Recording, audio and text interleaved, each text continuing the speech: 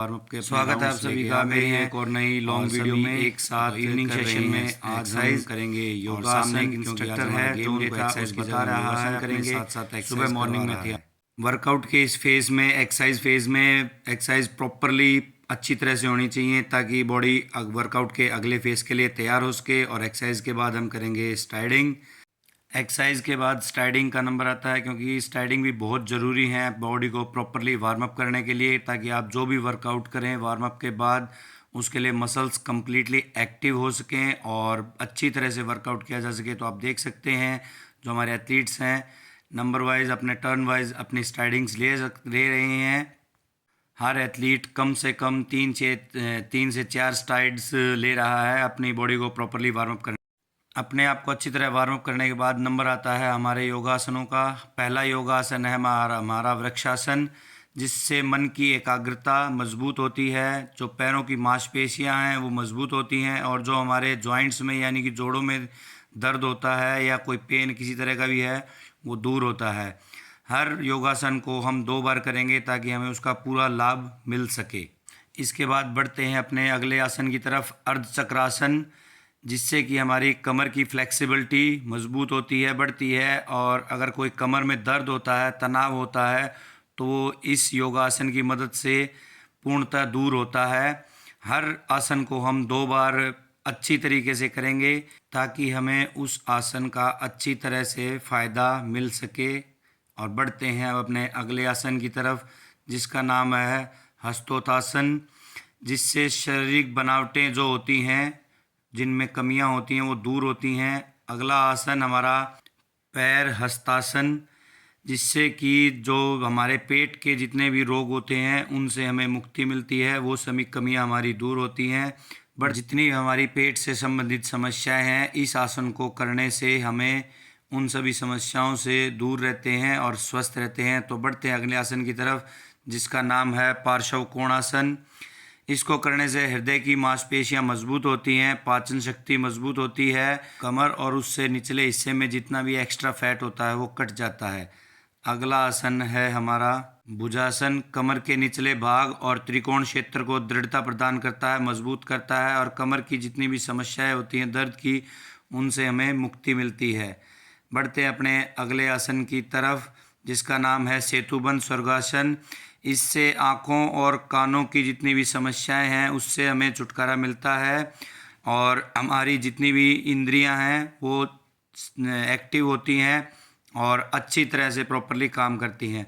बढ़ते हैं अपने अगले आसन की तरफ, जिसका नाम है स्वर्गासन। इससे समय से पहले होने वाली वृद्धावस्था, बालों का सफ़ेद होना, हर्निया, अर्श और गर्भाशय संबंधी रोग दूर होते हैं। तो बढ़ते हैं अपने अगले आसन की तरफ,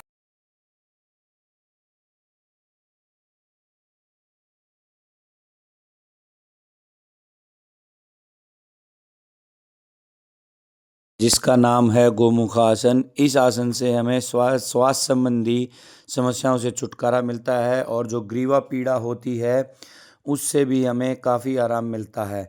हर आसन की तरह इस आसन को भी हम 2 बार करेंगे ताकि अच्छे से लाभ मिले इस आसन का। हर आसन को हमें अच्छी तरीके से करना चाहिए ताकि हमें उस आसन से होने वाले फ़ायदे का 100% मिल सके। अगले आसन का नाम है शलभासन। इससे कमर के निचले भाग और श्रेणिक मांसपेशियों को दृढ़ता मिलती है, ग्रीवा और कमर की पीड़ा दूर होती है। इस आसन का नाम है अर्ध मत्स्य आसन और इस आसन का नाम है उष्ट्रासन। सभी आसन बहुत फायदेमंद होते हैं। तो बढ़ते हैं अगले आसन की तरफ, जिसका नाम है धनुरासन। धनुरासन करने से हमें श्वास संबंधी रोगों और शारीरिक स्थूलता को दूर करने में लाभदायक होता है। किसी भी प्रकार की स्वास्थ्य संबंधी समस्याएं हों तो इस आसन के द्वारा वो बखूबी दूर की जा सकती हैं। अगले आसन का नाम है उत्तान पादासन। इस आसन में आप देख सकते हैं कि हमारा पूरा शरीर पृथ्वी से जुड़ा हुआ रहता है, सिर्फ कमर के नीचे का हिस्सा यानी कि पैरों वाला हिस्सा हवा की तरफ केंद्रित रहता है। इस आसन को भी हम औरों की तरह 2-2 बार करेंगे ताकि पूरा लाभ मिल सके। यहाँ पर हमारे योगासन के सभी आसनों को हमने बखूबी कंप्लीट किया और अब हम बढ़े अपने वर्कआउट के अगले चरण की तरफ, अगले फेज़ की तरफ। यहाँ पर हमने बच्चों को एक्सरसाइज कराई जिसको हम अपनी लोकल भाषा में गुलाटी मारना भी कह सकते हैं, और फौज की भाषा में हम इसको फ्रंट रूल भी कह सकते हैं या रोलिंग भी कह सकते हैं। बाद में हमने इस एक्सरसाइज के बच्चों को फ़ायदे भी बताए, और आप देख सकते हैं कि इस एक्सरसाइज में बच्चे कैसे खुशी खुशी हंसते हुए एक दूसरे के साथ मस्ती मजाक करते हुए एक्सरसाइज कर रहे हैं। इस एक्सरसाइज को करने के भी बहुत ज़्यादा फ़ायदे होते हैं। और सबसे मेन है ब्लड सर्कुलेशन प्रॉपरली रोटेट करता रहेगा पूरे शरीर में, ठीक है। और सबसे साथ में ये है, जैसे वर्कआउट कर रहे हो, हीटअप हो गया माइंड, चक्कर आने डर हो जाएगा, ब्लैकआउट हो जाता है कई बार। कंटिन्यू अगर ये कर रहे हो ना, ये रोटेटिंग वाली, नहीं होगा ब्लैकआउट। चाहे 15 मिनट कंटिन्यू कर ले इस एक्सरसाइज में लगातार, तो भी ब्लैकआउट नहीं होगा, क्योंकि ब्लड वहां पहुंच रहा है जहां उसको जाना है। रनिंग कर रहे हैं, ब्लड प्रेशर नहीं बढ़ा पाओगा अपना, क्योंकि ब्लड को रिकवरी भी करनी है शरीर की, तो इसलिए ब्लैकआउट हो जाता है कई बार सिर। और ये कर रहे हो तो इसमें ब्लड एक बार नीचे एक बार ऊपर, एक बार वो सर्कुलेशन उसका फास्ट होता रहेगा, उसको हैबिट पड़ जाएगी माइंड को, ब्लैकआउट नहीं होने देगा। होता है जब प्रॉपर लास्ट पॉइंट पे जान लगती है अपनी रेपिटेशन में या कंपटीशन में, बिल्कुल अंधेरा हो जाता, अगर कुछ नहीं दिखा है, अगर रात होगी, बिल्कुल प्योर अंधेरा। अगर उसमें से निकल गई बॉडी रिकवरी ले गए तो ठीक है, नहीं वहीं गिर जाएगा, कुछ नहीं होगा, बेहोश भी नहीं होगा, लेकिन वो गिर जाएगा चक्कर खा के, वापस 2 सेकंड 5 सेकंड में वो ठीक हो जाएगा।